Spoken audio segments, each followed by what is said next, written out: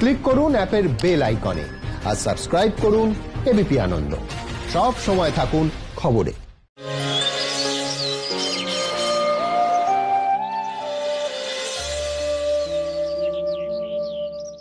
শনিবারই আমরা দেখেছিলাম যে লোকাল ট্রেনে, স্পেশাল ট্রেনে ওঠার জন্য যেভাবে যাত্রী বিক্ষোভ দেখা গিয়েছিল হাওড়ায়, সেক্ষেত্রে জিআরপি লাঠিচার্জ করেছে এমন একটা অভিযোগ উঠেছিল, এবং তার প্রেক্ষিতে লোকাল ট্রেন এখন চালানো যায় কিনা সেই নিয়ে নবান্নে আজ বিকেল 5টায় একটি বৈঠক রয়েছে, যেখানে রেল পুলিশ কর্মীদের সঙ্গে রাজ্য প্রশাসনের কর্তা ব্যক্তিরা আলোচনা করবেন। কিন্তু তার আগে আজ সকালে যে পরিস্থিতি তৈরি হয়েছে হুগলির বৈদ্যবাটিতে, যেখানে লোকাল ট্রেন চালু নিয়ে রেল রাজ্য বৈঠকের দিনই কিন্তু আবারও যাত্রী বিক্ষোভ দেখা যাচ্ছে, এবং সাব স্পেশাল ট্রেনে উঠতে দিতে হবে এই দাবিতে 8টা নাগাদ রেল অবরোধ করছেন যাত্রীরা।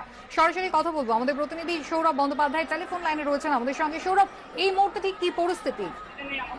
কিন্তু পুরো রেল অবরোধ হয়ে পড়ে আছে, তার সাথেও কিন্তু জিটি রোড অবরোধ করেছে। ঠিক লেভেল ক্রসিং এর সামনেই অবরোধে বসেছে রেল যাত্রীরা। তাদের একটাই বক্তব্য যে স্পেশাল ট্রেনে তাদের উঠতে দিতে হবে, টিকিট কাউন্টার খুলতে হবে।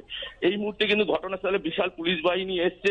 দেখা যাচ্ছে রেল লাইনের উপর স্লিপার পাথরের ব্লক তুলে রেখেছে, এবং রেল লাইনের উপর বসে আছে যাদের বক্তব্য যতক্ষণ না তাদের এই আর্জি শুনবে ততক্ষণ তারা এই রেল অবরোধ থেকে উঠবে না। কেন প্রত্যেক দিনই রেলের উঠার পরেই কিন্তু তাদের বিভিন্নভাবে হ্যারাসমেন্ট হতে হচ্ছে, এই অভিযোগ করেই কিন্তু তারা এই অবরোধে বসেছে। ঘটনাস্থলে বিশাল পুলিশ বাহিনী এসছে। এই মুহূর্তে যেরকম রেল অবরোধ হয়ে আছে, সেরকম জিটি রোডও কিন্তু পুরোপুরি অবরুদ্ধ হয়ে আছে। সারি সারি লরি বাস সব দাঁড়িয়ে আছে। নিত্যযাত্রী যারা এমনি গাড়ি বা বাসে করে অফিস যাবে তারাও কিন্তু যেতে পারছে না, যেই কারণে কিন্তু বিশাল অসুবিধায় পড়েছে। এই মুহূর্তে ঘটনাস্থলে বিশাল পুলিশ বাহিনী তারা অবরোধ তোলার চেষ্টা করছে, কিন্তু অবরোধ এই মুহূর্তে তারা উঠাবে না, তারা কিন্তু আন্দোলন চালিয়ে যাবে। এবং বেশ কিছু জায়গায় দেখা যাচ্ছে লাইনের ওপর ব্লক, লোহার প্লেট এবং সিমেন্টের ব্লকও কিন্তু তুলে দিয়েছে। এই মুহূর্তে কিন্তু অবস্থা পরিস্থিতি কিন্তু খুব জোরালো আকারে গড়েছে। কারণ তাদের বক্তব্য যতক্ষণ না তাদের উপর লাঠিচার্জ করলেও তারা এই অবরোধ তুলবে না, অবরোধকারীদের এটাই বক্তব্য। ধন্যবাদ সৌরভ। আমরা জানি যে শনিবারই শিলিগুড়িতে গিয়ে পৌঁছেছেন রাজ্যপাল জগদীপ ধনকর। তারপর গতকাল সকালবেলায় তিনি একটি সাংবাদিক বৈঠকও করেন, এবং সেই সাংবাদিক বৈঠকে একাধিক ইস্যুতে তিনি মুখ খোলেন। পাহাড়ে ওঠার আগেই দার্জিলিং এর জেলা শাসক পুলিশ সুপারকে হুঁশিয়ারি দিয়েছেন রাজ্যপাল। রাজ্যের আইন শৃঙ্খলা নিয়ে তুলোধনা করে রাষ্ট্রপতির শাসন নিয়েও এদিন ইঙ্গিতপূর্ণ মন্তব্য শোনা গেল জগদীপ ধনকরের গলায়। এখতিয়ার বহির্ভূত কাজ করছেন, পাল্টা বলল তৃণমূল। বছর ঘুরলেই রাজ্যে বিধানসভা নির্বাচন, তার আগে সম্প্রতি বিজেপির একাধিক নেতার মুখে ঘুরে ফিরে এসেছে বাংলায় রাষ্ট্রপতি শাসন জারির কথা। বৃহস্পতিবার দিল্লিতে গিয়ে কেন্দ্রীয় স্বরাষ্ট্রমন্ত্রীকে রাজ্যের আইন শৃঙ্খলা নিয়ে রিপোর্ট দিয়েছেন রাজ্যপাল। আর এই প্রেক্ষাপটে রবিবার রাষ্ট্রপতির শাসন নিয়ে ইঙ্গিতপূর্ণ মন্তব্য জগদীপ ধনকরের গলায়। हालात लो एंड ऑर्डर के भयानक है। डेमोक्रेसी के कंटूर्स यहाँ कितने कंप्रोमाइज हो गए हैं। राज्यपाल का मत एक है, उसका कोई व्यक्तिगत मत नहीं है, और भारत के संविधान से उस हद तक बंधा हुआ हूं जिस हद तक विषम पितामह बंधे हुए थे। এই নিয়ে উত্তর দিতে দেরি করেনি রাজ্যের শাসক দল। রাজ্যপালের প্রকাশ্যে বিবৃতি দেওয়ার কোনো অধিকারই নেই সংবিধানে। রাজ্যপাল একজন প্রোটেক্টেড পার্সন সংবিধানে। উনি রাজ্য সরকারকে, সংবিধানকে অপমান করছেন, রাজ্যপালের পদের মর্যাদাকে ক্ষুণ্ণ করছেন। देखिए, गवर्नर साहब ने गृह मंत्री जी को रिपोर्ट सौंप दी है, तो मुझे लगता है कि ये बहुत चिंता की बात है। गृह मंत्री जी ने भी एक इंटरव्यू में कहा कि पश्चिम बंगाल के लॉ एंड ऑर्डर की सिचुएशन बहुत खराब है। শুধুমাত্র আইন শৃঙ্খলার অবনতির কথা বলে রাষ্ট্রপতি শাসন জারি করা যায় না বলে দাবি করেছে কংগ্রেস। উনি সম্ভবত সেই রিপোর্টই দিয়েছেন স্বরাষ্ট্র মন্ত্রকে, যে রিপোর্টের ভিত্তিতে স্বরাষ্ট্র মন্ত্রক যেন পশ্চিমবঙ্গে তারা 356 ধারা প্রয়োগ করতে চাইছেন। মহামান্য রাজ্যপালকে কনস্টিটিউশনাল কোন ক্রাইসিসের কথা উল্লেখ করেছে। যদি কনস্টিটিউশনাল ক্রাইসিস না হয়, তাহলে শুধু আইন শৃঙ্খলার অবনতি কিংবা কোভিড নিয়ন্ত্রণ করতে পারা যায়নি বলে কেন্দ্রীয় শাসন বলবৎ করা যায় বলে আমি মনে করি না। দার্জিলিং এ জেলা শাসক, পুলিশ সুপার সহ রাজ্যের আমলাদের একাংশের বিরুদ্ধেও এদিন শাসক দলের হয়ে কাজ করার অভিযোগে সরব হন রাজ্যপাল। While being public servant, you have to be politically neutral. We have two brilliant officials of 2012 batch in Darjeeling, SP and DM. I would appeal to those youngsters. It is not their job to be political workers. They are too young in the profession. to play with fire. Time for them to read the rule book. Time for them to see writing on the wall. রাজ্যপাল এরকম কথা এসপিডিএম কে বলতেই পারেন না, তার এখতিয়ারই নেই, অথচ তিনি বলছেন।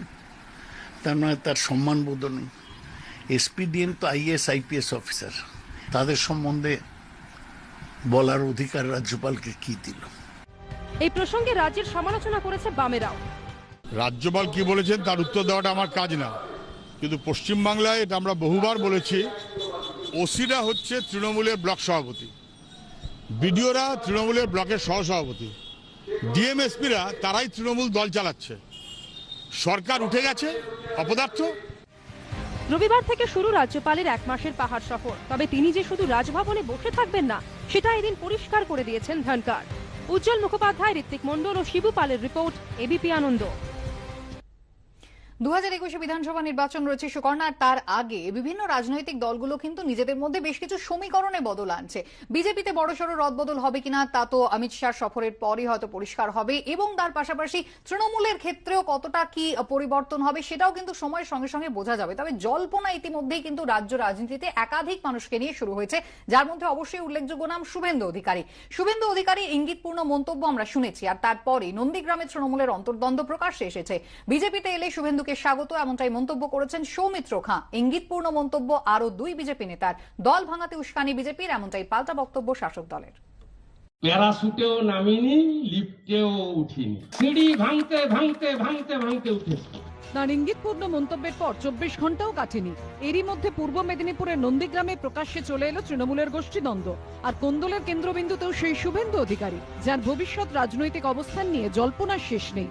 শনিবার নাম না করে পূর্ব মেদিনীপুর জেলা পরিষদের সহসভাধিপতি তথা তৃণমূল নেতা শেখ সুফিয়ানকে তিনি দলে এনেছেন বলে মন্তব্য করেন রাজ্যের পরিবহন মন্ত্রী, যদিও তা অস্বীকার করেন তৃণমূল নেতা শেখ সুফিয়ান। এই প্রেক্ষাপটে রবিবার শুভেন্দু অধিকারীর হয়ে মুখ খুললেন নন্দীগ্রাম 1 নম্বর ব্লকের তৃণমূল সভাপতি তথা নন্দীগ্রাম বিধানসভা এলাকায় তৃণমূলের চেয়ারম্যান মেঘনাথ পাল। 2003 সালে পঞ্চায়েত নির্বাচনকে কেন্দ্র করে উনি দলে এসেছেন। মোহাম্মদপুর অঞ্চলে 3টে বুথ 52, 53, 54 নম্বর বুথে বিজেপি লিড পেয়েছে। তৃণমূল কংগ্রেসকে সবগুলো বুথ জিতাতে পারেন না, লিড নিতে পারেন না। তিনি অন্য অঞ্চলে বা তিনি আন্দোলন করে এগিয়ে নিয়ে গেছেন, এগুলো বলছেন কি করে? যদিও নিজের অবস্থানে অনড়, জেলা রাজনীতিতে শুভেন্দুর বিরোধী গোষ্ঠী বলে পরিচিত শেখ সুফিয়ান। উনি এখন একজন মিথ্যাবাদী, মিথ্যা কথা বলে, ওনার তো মিথ্যা কথা বলার একটা অভ্যাস আছে। তো এদিন সম্পত্তি নিয়েও বিবাদে জড়িয়েছেন শাসক দলের 2 নেতা। তেখালিতে যখন সভা হয়, আমাদের নেত্রী এসেছিলেন, তিনি এসে শুভেন্দুবাবুকে পরিষ্কারভাবে নির্দেশ দিয়ে গেছিলেন যে হয় তার দল যদি করতে হয় দলে থাকবে, আর না হলে ঘর ভাঙতে হবে, যে কোনো একটা। যদি ঘর না ভাঙে তাহলে দলে রাখা যাবে না, আর দল যদি করতে ঘর ভাঙতে হবে। তাই সেটা পরবর্তী পর্যায়ে শুভেন্দুবাবু দিদির সঙ্গে আলোচনা করে দলে রাখার একটা ব্যবস্থা করে দিচ্ছে। আমি হচ্ছে একজন প্রতিষ্ঠিত ব্যবসায়ী। দীঘাতে আমার নিজস্ব ট্রলার আছে 7খানা, আমি আড়ত আছে, আমি একজন মৎস্য শিল্পপতি। দিদি কখনো ক্ষুব্ধ হয়নি, দিদিকে ভুল বোঝানো হয়েছিল, কোনো দাদার অনুগামী হতে পারেনি। এটা হচ্ছে আমার বিরুদ্ধে আক্রোশবশত কিছু বলা হচ্ছে। আমি মমতা ব্যানার্জির আদর্শে অনুপ্রেরিত হয়ে তৃণমূল কংগ্রেসটাই করি। শাসক দলের অন্দরে যখন পরস্পর বিরোধী কথা উঠে এসেছে, তখন শুভেন্দু অধিকারীকে সরাসরি বিজেপিতে আসার আহ্বান জানিয়েছেন বিজেপির যুব মোর্চার রাজ্য সভাপতি সৌমিত্র খাঁ। আমি ওনাকে প্রথমে একজন যুব নেতা হিসেবে ওনাকে বলবো, আর কাল বিলম্ব না করে তার অতি সত্বর পিসি ভাইপো এই তৃণমূলকে ছেড়ে একটা ভারতীয় জনতা পার্টিতে এসে মানুষের জন্য কাজ করা উচিত।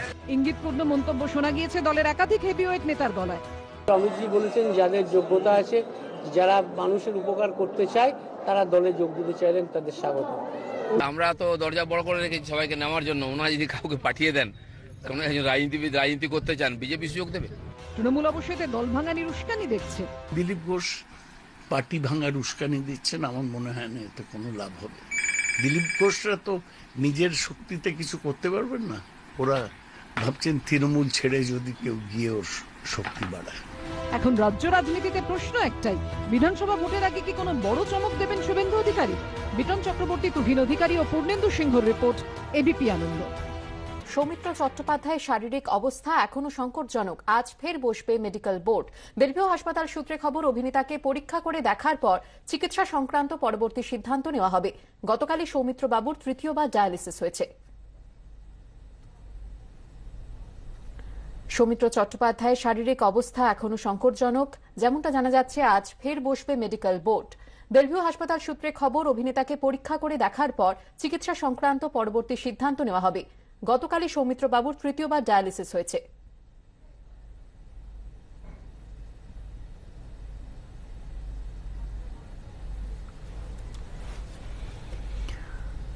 চোখ রাখবো পরের খবরে। মানিকতলা বাজারের কাছে দুর্ঘটনা ঘটে আজ সকালে। গাড়ির ধাক্কায় ভেঙে পড়েছে বাস স্ট্যান্ডের শেড এবং সেই সময় কয়েকজন শেডের নিচে দাঁড়িয়েছিলেন।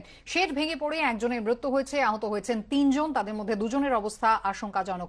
পুলিশ সূত্রে খবর, আজ ভোর 4:30 থেকে 5টার মধ্যে দুর্ঘটনা ঘটে। একটি লরি প্রচন্ড গতিতে এসে সজোরে ধাক্কা মারে একটি গাড়িতে। গাড়িটি গিয়ে ধাক্কা মারে বাস স্ট্যান্ডের থামে, তাতেই ভেঙে পড়ে বাস স্ট্যান্ডের কংক্রিটের ছাদ। পাশের একটি চায়ের দোকানে সেই সময় কয়েকজন দাঁড়িয়েছিলেন, ছাদ ভেঙে পড়ায় আহত হন তারা।